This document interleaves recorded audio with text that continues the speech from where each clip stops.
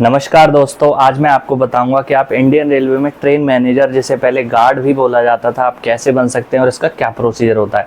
तो चलिए दोस्तों शुरू करते हैं।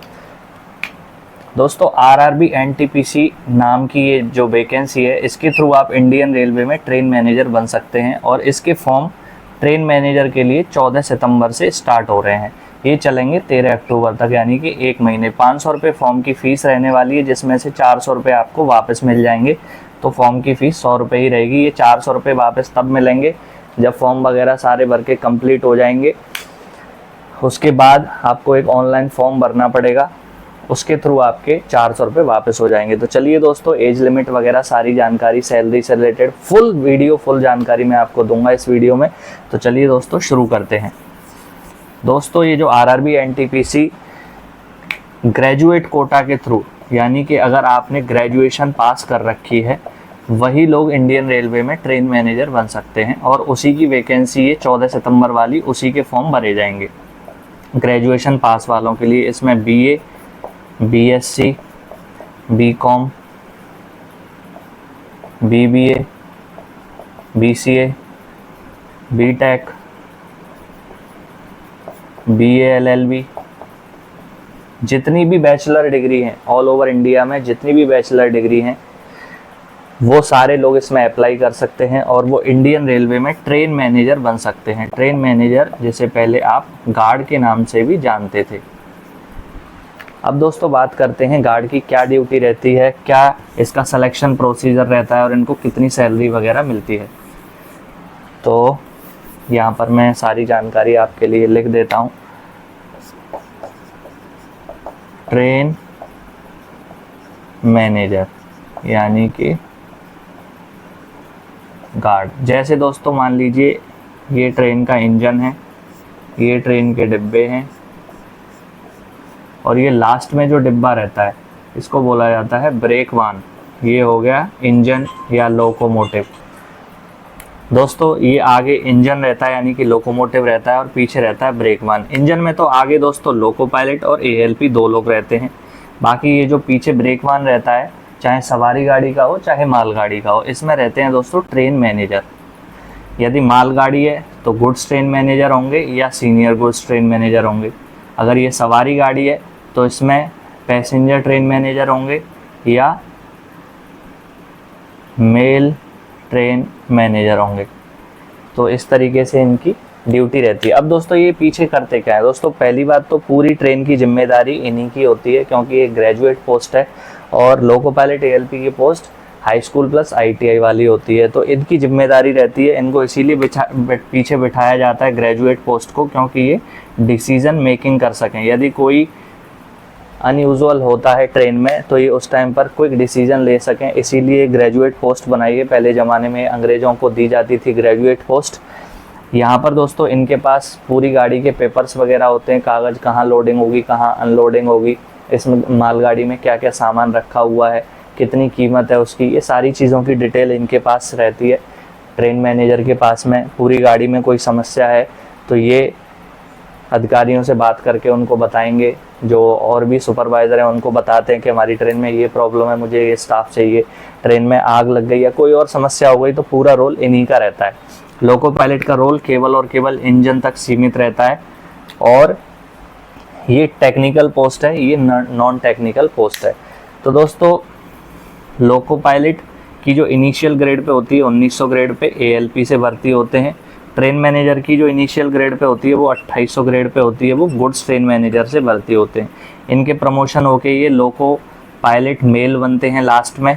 लगभग इनकी इस टाइम पर स्टार्टिंग सैलरी 1,50,000 रुपये करीब होती है।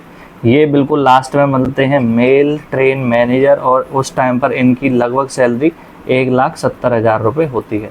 स्टार्टिंग सैलरी 1,70,000 रुपये के आसपास होती है। तो ये थोड़ा सा डिफरेंस रहता है इनकी सैलरी में। बाकी जो अभी पोस्ट निकली हुई है गुड्स ट्रेन मैनेजर की, इसकी लगभग स्टार्टिंग सैलरी 65,000 होती है। तो आपको ये अंदाज़ा लग गया होगा, हर साल 3-4 हज़ार रुपये बढ़ते जाते हैं, इंक्रीमेंट लगते हैं, कभी प्रमोशन लगता है, तो धीरे धीरे करके 1,70,000 1,80,000 तक पेमेंट इनकी महीने की बन जाती है। वो लास्ट में जाके लगभग जब ड्यूटी नौकरी को लगभग 25 साल 30 साल हो जाते हैं, तब जाके इतनी पेमेंट पर पहुंच पाते हैं। इसी तरह से लोको पायलट, तो अचानक से इतनी पेमेंट 1.5 लाख 1.5 लाख की पेमेंट पर कोई भी नहीं पहुंचता है। उनको 25-30 साल का समय लगता है। उस टाइम पर एज भी काफ़ी ज़्यादा हो जाती है और अनुभव भी बहुत ज़्यादा हो जाता है। तो अब बात करते हैं इसका सिलेक्शन का क्या प्रोसीजर रहता है। दोस्तों पहले आपका होगा एक CBT 1 एग्ज़ाम। इसमें GK, मैथमेटिक्स और रीजनिंग 3 सब्जेक्ट पूछे जाएंगे। GK का पोर्शन इसमें 40 का और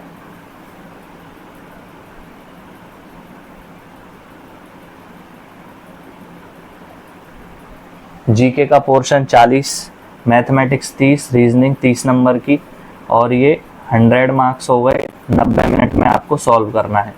उसके ये जो CBT 1 में यदि आप पास हो जाओगे तो लगभग 5 से 6 महीने के बाद आपका होगा CBT 2 एग्ज़ाम। CBT 2 एग्ज़ाम में सेम यही GK, मैथमेटिक्स, रीजनिंग। GK में दोस्तों GA, करंट अफेयर्स, GS सारी चीज़ इंक्लूड कर दी है मैंने।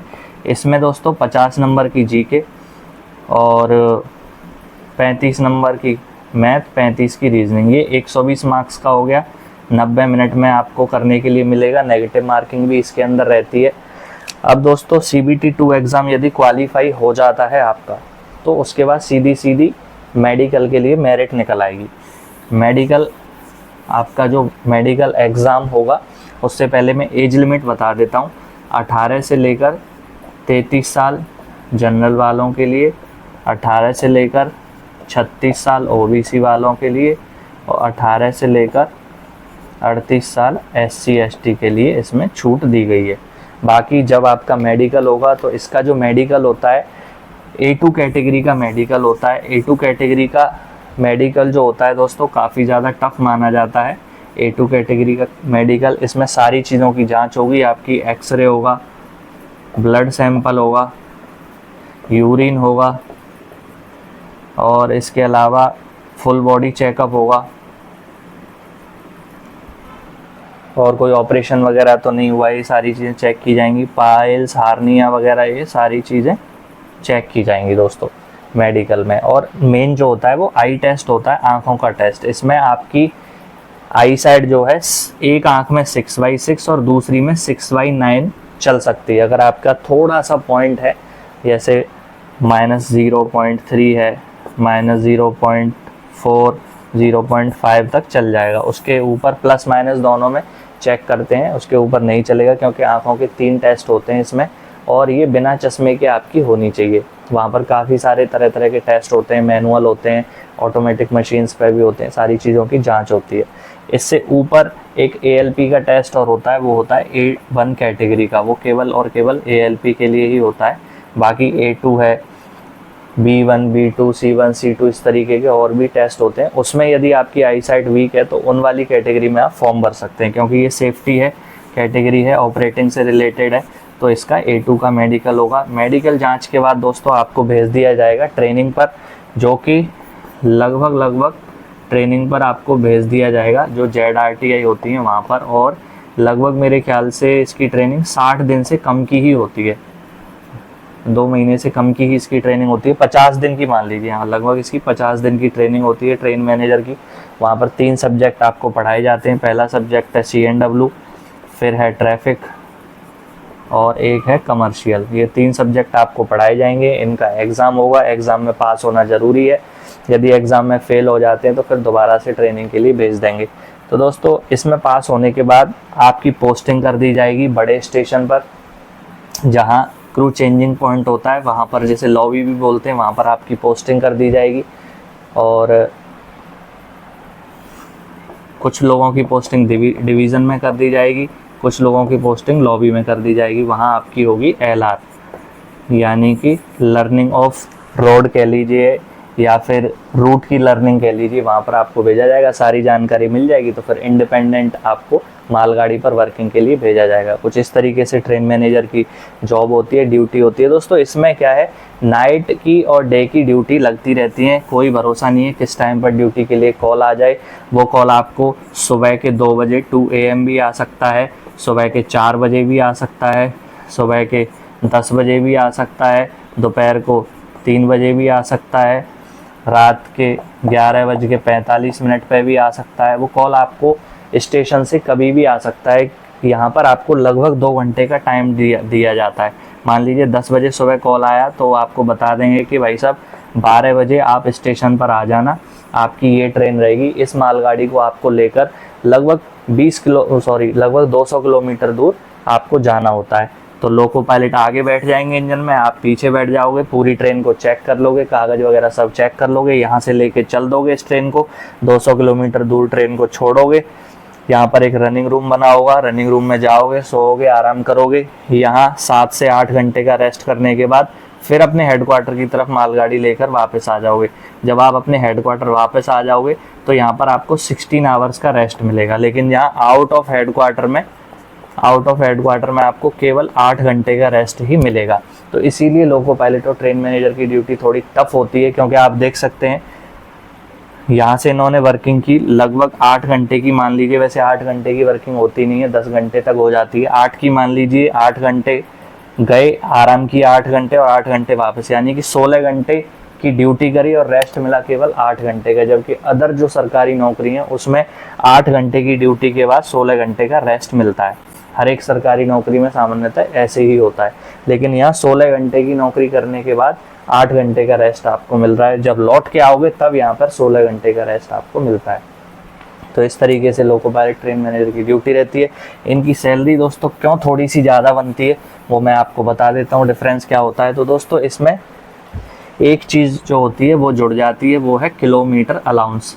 जैसे कि आपने पूरे महीने में 4000 किलोमीटर आपने ड्यूटी करी, यहाँ से वहाँ गए, वहाँ से यहाँ आए, यहाँ से वहाँ गए, यहाँ से वहाँ आए, तो इसमें मल्टीप्लाई हो जाता है 4.7 का। तो ये लगभग आपके किलोमीटर अलाउंस में रुपए जुड़ जाते हैं। इसी का थोड़ा सा एक्स्ट्रा बेनिफिट मिल जाता है, लगभग 20,000 रुपये और सैलरी में एक्स्ट्रा बढ़ जाते हैं। 2800 ग्रेड पे की ये जॉब होती है। लड़कियां विशेष तौर पर इस जॉब से थोड़ा सा दूर रहें, किसी और पोस्ट प्रेफरेंस को पहले डालें, क्योंकि यहाँ पर भागा दौड़ी बहुत ही ज़्यादा है, मेहनत बहुत ज़्यादा है और रात में चोरी डकैती लूटपाट का खतरा रहता है। साथ ही साथ में जो मालगाड़ी का ब्रेक वान होता है,